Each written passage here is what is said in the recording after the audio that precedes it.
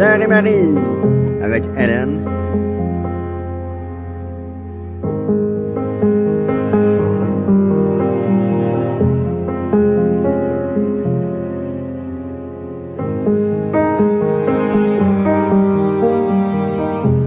On a travaillé avec des gens, des adultes avec une déficience intellectuelle, puis c'est tous des gens qu'on a appris à connaître avec le temps au travers des différents ateliers. C'est des gens qui ont des personnalités vraiment très fortes, très enjouées, c'est des gens vraiment très attachants. Oh yes!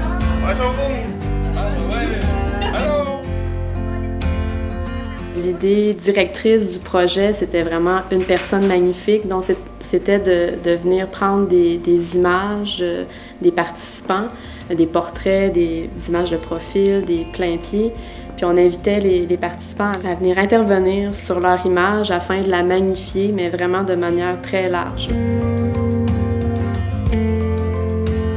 Il y a eu de l'aquarelle, on a fait travailler avec des feutres, avec de la peinture. On a travaillé aussi le modelage avec l'argile. Les participants ont fait des mini trophées ou des mini petites sculptures d'eux-mêmes.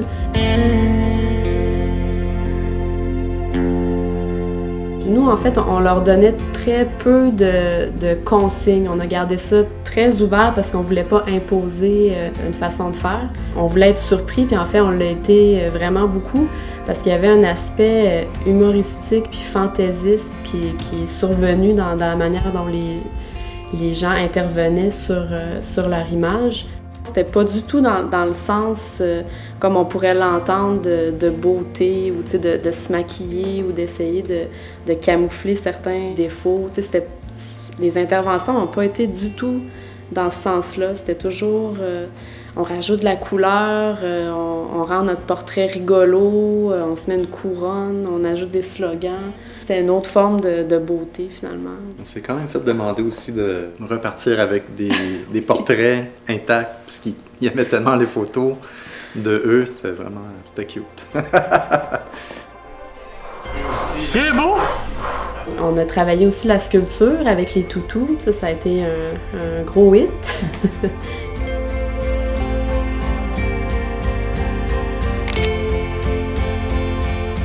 Donc nous, on a choisi de travailler avec le toutou d'une part parce que c'est un élément qui fait partie de notre langage. Puis on trouvait que le fait d'assembler plusieurs centaines de toutous ensemble, ça montrait un peu qu'une personne peut être l'ensemble de plusieurs facettes différentes.